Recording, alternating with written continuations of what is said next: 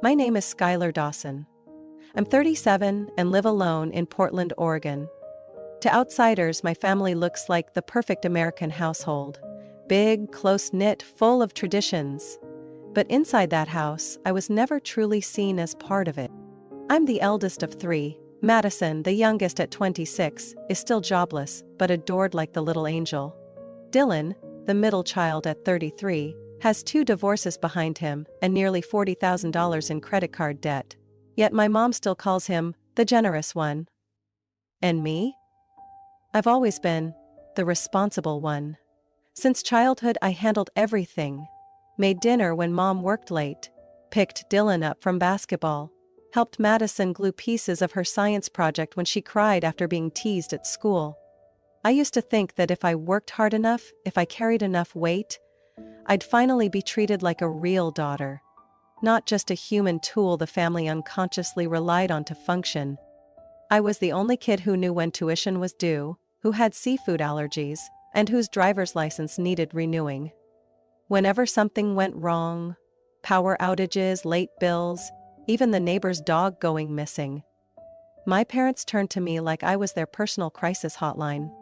Skylar, I don't know how to open this email attachment. Can you print it for me? Skylar, your brother needs a ride to the airport at 6 a.m. tomorrow. Can you take him? Skylar, I know you have meetings this week, but can you pick up Madison's wedding cake? I've got a migraine. And I did it all, without complaining. Because I thought that's how love worked. I still remember my 35th birthday. It was a Monday, pouring rain, no text, no call, nothing. But the next day, I still showed up at Madison's office with the proposal she'd asked me to edit over the weekend. She gave me a distracted hug, eyes glued to her phone. And me? I felt thankful, pathetically thankful, that she even remembered my name. I once gave Dylan $7,000 for an emergency loan I never saw again. I co-signed on an SUV Madison bought just because it looked more Instagrammable, even though I hated the shallow image she chased. I used to think, they're not doing this on purpose, they're just used to me always being here. But slowly, incident by incident, I started to realize something harsher. My family didn't see me as a person with feelings, limits, or needs. I was a tool, a fix, the cleanup crew. One day, I asked my mom a simple question: whether I could skip the weekend gathering because I was exhausted after a brutal shift. She sighed, full of disappointment. You're always busy. You never think about your family. That sentence cut deeper than she knew. All those years of sacrifice, of trading solitude for duty, they weren't appreciated, they were expected. That was the turning point. I saw it clearly. If I stopped being useful, they'd stop including me. And worse, the bitter truth, I was never chosen, just used. My presence in their lives was transactional, but I started to change. Not by shouting or demanding fairness, but by quietly withdrawing, one step at a time. I stopped sending money when Dylan texted, urgent. I didn't return Madison's call about her last-minute website mock-up. I ignored Mom's text. Skylar, your dad needs help scanning a... I didn't disappear.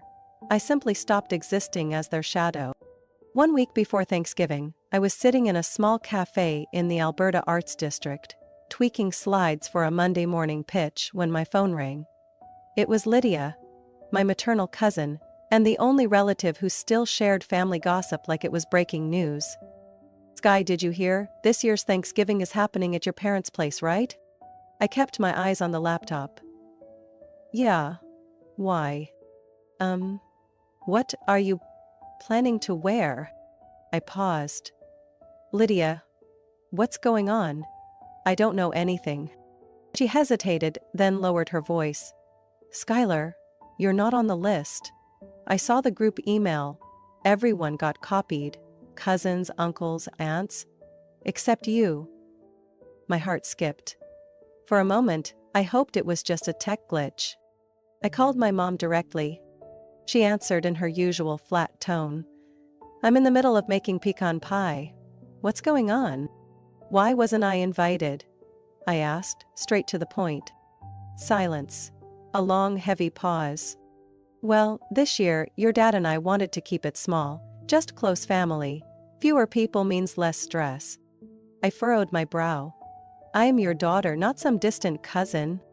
I know, Skylar, but you've been so busy.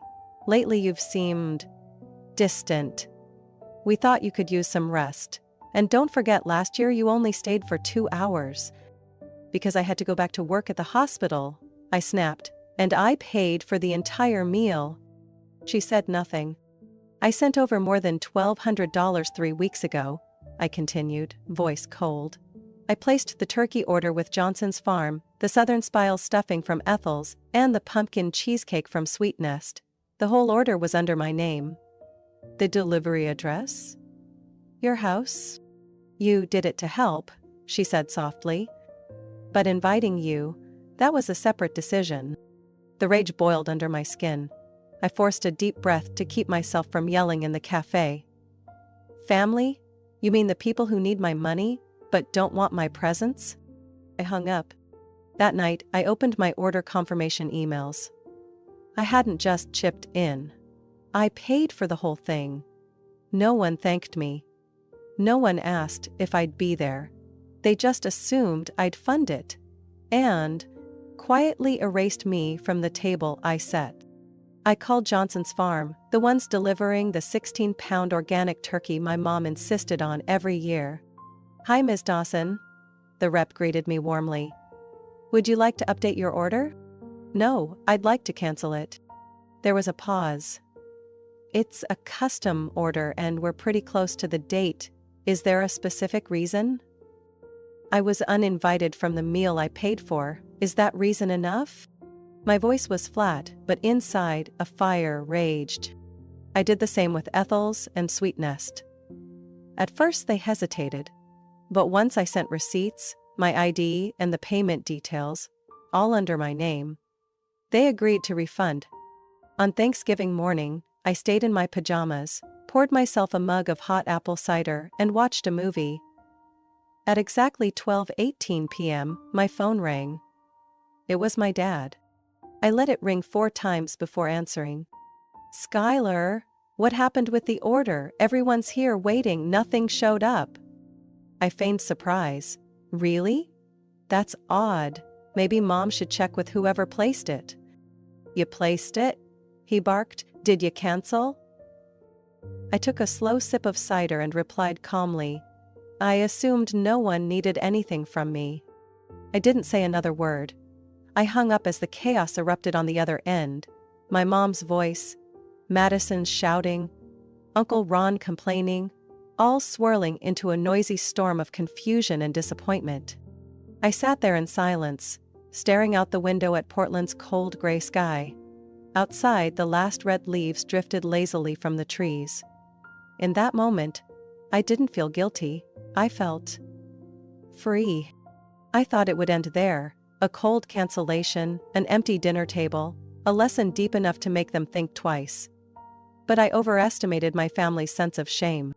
That evening, after my dad's call, my phone wouldn't stop vibrating. Madison's texts came in rapid fire. Like popcorn in a microwave. Are you insane? Mom's crying in her room. Dylan had to drive all the way to Walmart in Medford for a frozen turkey, and today was supposed to be his day off. I didn't reply. Not because I wanted to punish them, but because I knew anything I said would be twisted into a new version of the story. I'd lived in this family long enough to understand. The one who defends herself is always called dramatic, petty, or divisive. I switched my phone to silent. The next morning, I opened Instagram and saw Madison's story, a long table set with whatever they could scramble together, captioned, "When you have to cook because someone forgot to place the order, but family is still everything, grateful anyway." She didn't name me, but everyone knew who someone was. I just scoffed. 3 days later, I got a text from Mom, just one line. "We missed you that day. Hope you're doing well." No apology, no ownership, not a single word about being excluded. It was the emotional equivalent of a throw blanket, not to comfort, but to cover up the mess. I didn't respond. Instead, I got an unexpected call from the only person in my family who'd never faked affection. Aunt Ruth. She's Mom's younger sister, lives in Eugene. Since I was little, she's quietly sent me birthday cards, hand-baked Christmas cookies, and never made promises she didn't keep. Her voice was low and steady. They really hurt you, didn't they, Sky? My throat tightened. I'd spent days acting strong, but just one well-placed question cracked it all open. I whispered, "They didn't invite me, Auntie. But they still let me pay for everything." Aunt Ruth sighed. I heard, and honestly, it's not just you. I stayed quiet, waiting for her to go on. Your mom has always been obsessed with appearances. She's terrified of anything that might expose the imperfections. So when someone goes off script, she calls it betrayal. Her words hit me like a fist to the chest, painful but dead on. You don't have to go back and suffer, she continued. But if you do choose to show up again, make sure you get to write the next chapter. Don't let them finish your story for you. After that call, I started thinking. Not about revenge, but about reclaiming my voice. I was no longer the nodding daughter. And if they were going to pretend I didn't matter, I would make it impossible for them to keep ignoring me. A few days later, I asked a friend who worked in event planning to help me reprint all the receipts, my signature, their home address, every line item from the canceled Thanksgiving feast. I pasted them onto the back of a custom Thanksgiving card embossed with the words, "Thanks for showing me who was a guest and who was just the wallet." I mailed that card to every single relative who sat at that table. No comments, no explanations. Just a quiet reminder that silence doesn't equal ignorance. It's often just timing. That night, Dylan called. He never calls unless he needs money. His voice was uneasy. "You really sent that card?" "I did," I answered calmly. He gave a dry, nervous laugh. "Honestly? You scared the hell out of everyone. Mom says you're having a nervous breakdown. Madison says you're going through a late-life rebellion." I laughed. "And what do you think?" He exhaled. "I think maybe you were right. That table, it felt emptier than the missing food. It was missing the one person who always held it all together." I froze. Dylan had never said anything like that before. "Thank you," I said quietly. I didn't know if his words came from guilt or fear of being next. But it was something. A crack. And I knew, once the first crack appears, the wall doesn't stand for long. 2 days after I sent out that card, "Thanks for excluding me from the dinner I paid for," the Dawson family went into quiet panic mode. No one confronted me directly, but social media started humming with passive-aggressive noise. Vague posts from Madison like, "Some people just can't stand not being the center of the universe," and a picture from my mom showing a table of canned food with the caption, "Still thankful, even when your own leaves the whole family hungry." I didn't respond. Until I got a surprise call from Mom's longtime bridge partner, Helen, a woman who's played cards with her every Wednesday for 15 years.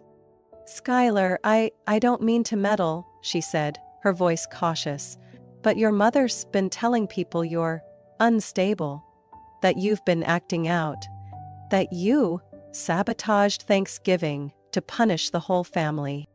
I went silent. Helen continued. "She's even said you've been in therapy, that you're under severe financial stress and not thinking clearly." My throat tightened. I've never been in therapy. I'm not in debt. And I certainly didn't sabotage anything. I just stopped giving. I thanked her and ended the call. Then I sat at my kitchen table, staring into a cooling cup of tea, searching for an answer I already knew. In my family, anyone who calls out injustice is branded unstable. Anyone who stops sacrificing is labeled selfish. That night, I received a message from Emma, my paternal cousin. "It's Guy, I heard from Mom. People are saying you've changed. I hope you're okay. I replied simply. I am. For the first time in years, I truly am. But I knew the rumors were spreading. In our group chats, I started noticing the shift. Curious, veiled questions like, Skylar, are you still working at the hospital? Hope everything's okay with you these days. Each question felt like a tiny needle poking at the wall I was trying to rebuild. I didn't defend myself. I said nothing. No rebuttals, no clarifying posts. Instead, I kept my work schedule.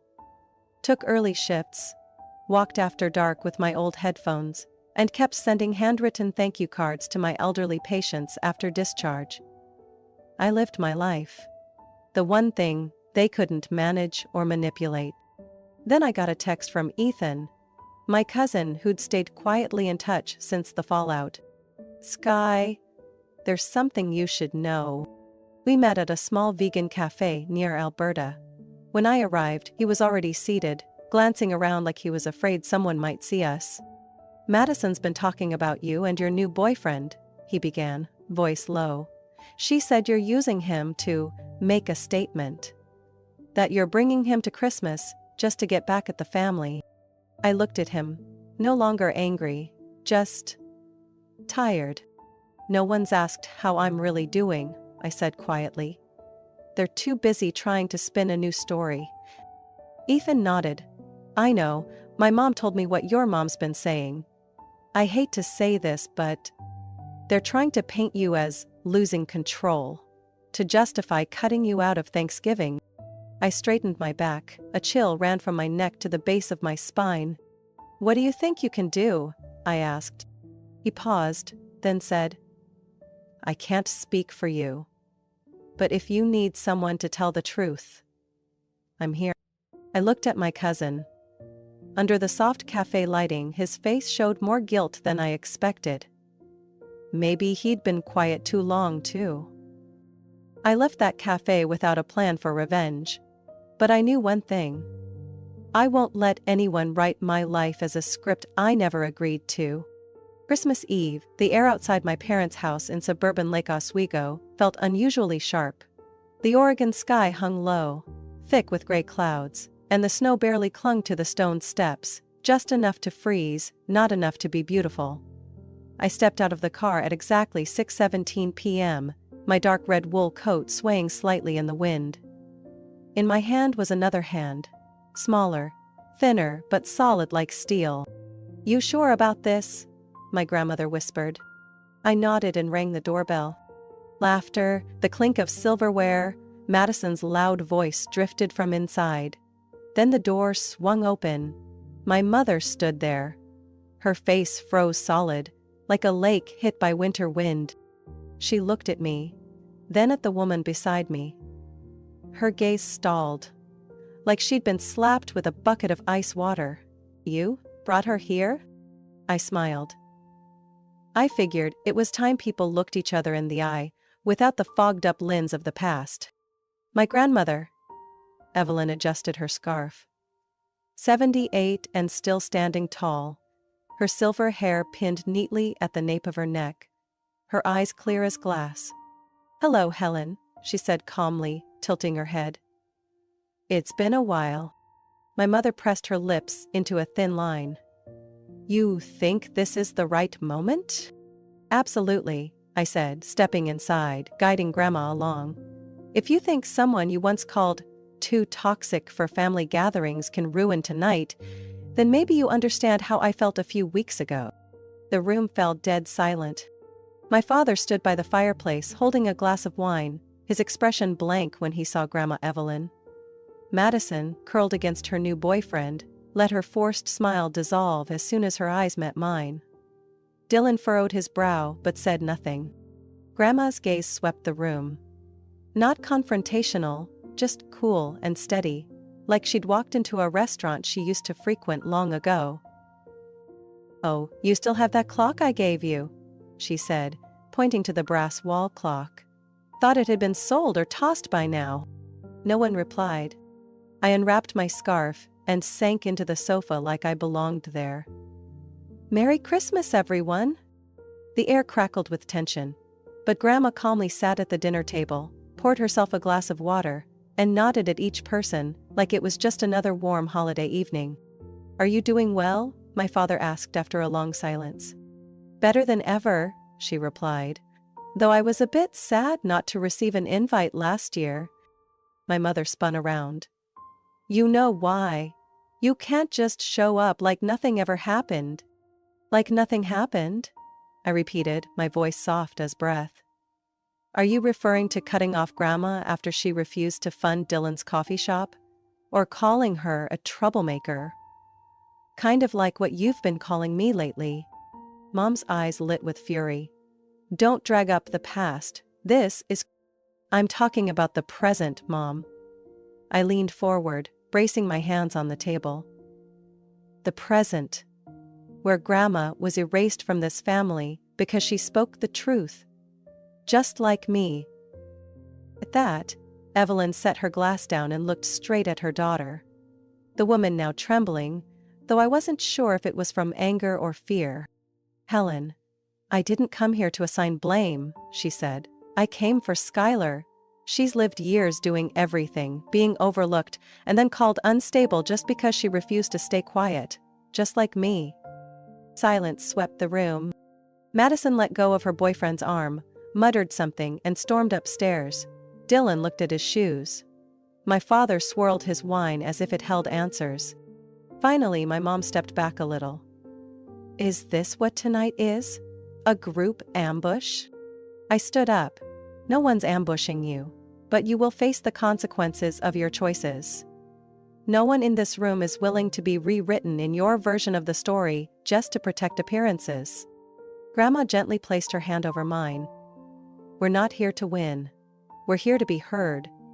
And to remind you that no one stays silent forever." I looked at her, then around the room. My eyes landed on my father, the man who hadn't said a word beyond his conflicted stare. "I don't need an apology," I said. "But I'm done disappearing. If anyone here finds my presence uncomfortable, then tonight is the last time they'll get to sit at a table I once served." No one responded. But in that silence, something shifted. And I knew. This time, the room would never settle back the same way again. 3 days after Christmas, I received a message from my mother. Short, clipped, and cold. No greeting, no punctuation. "Dinner at 6 on Sunday. Your father and I want to talk." I stared at those words on my screen for 5 full minutes. Not a single check-in after everything that had happened. No acknowledgement of the silence that had stretched the entire year. Just a summons. Like I was some wayward daughter who'd embarrassed them in front of the neighbors. I wasn't going to go, but then Aunt Ruth called. "Bye. If you feel strong enough, go. Not for them to talk at you, but for them to hear you. For once." So I went. At 6:12 p.m. on Sunday, I stepped through the iron gate of my parents' home. The place I once belonged to, but was never truly welcomed in. My father stood in the kitchen, white shirt buttoned to the collar, holding a mug of tea. No wine tonight. My mother sat at the head of the dining table as always, like she was hosting a board meeting. Dylan was there, surprisingly. And someone I didn't expect. Emma, my paternal cousin, who had stayed silent through Thanksgiving and Christmas. No one said a word. It wasn't until I pulled out a chair across from my mother that she finally spoke. "Do you realize how much chaos you've caused?" I laughed. Not loudly, not mockingly, just a reflex. I'd heard too many ridiculous lines to be shocked anymore. "Do you realize how I was cut from Thanksgiving?" I said evenly. "And instead of apologizing, you labeled me unstable, told people I was struggling financially, that I needed help." My mother gripped the edge of the table, her manicured nails pressing into the wood. "I never meant to offend. I was worried. You went silent, cut contact, then showed up with her. The woman who severed ties with this family, decades ago. Grandma was exiled by you," I said slowly. just like me. We were both labeled difficult for not bowing to control. Dylan shifted in his seat. Emma glanced between us. The air thickened, heavy and ready to spill over. My father finally broke his silence, for the first time in months. "We're not here to fight. We're here to fix things." I turned to him. "Fix what, exactly, when no one's acknowledged the break?" My mother snapped. "Then what do you want? An apology?" "No," I replied, firmly. "I want you to face what you did. Without spinning it. Without excuses." Silence. Then she stood abruptly, eyes blazing. "I was ashamed," she exploded. "I didn't want people to know that you weren't obeying anymore, that you weren't silent. I did everything I could to preserve the image of this family, even if it meant sacrificing the one child who knew how to hold it all together." The room froze. I didn't feel pity, only clarity. For once, she had said the truth. No filters. No gaslighting. "I don't need you to apologize," I said. "I just need you to understand that from this point on, I'm not carrying this family's burden anymore. I'm not here to make it look perfect." She slumped back into her chair. My father said nothing, his eyes fixed on the far wall. Emma placed her hand on the table. "Skylar, I'm sorry. I knew things were off, but I didn't want to be the one to make things uncomfortable, and I was wrong." Dylan didn't speak, he just gave a small nod, and that tiny gesture meant more than any forced apology I'd ever heard. I stood up. "I don't expect you to change, I'm done hoping for that, but if you continue to rewrite my story to others, I won't stay quiet. You've used shame to control people your whole life. But I'm not ashamed anymore.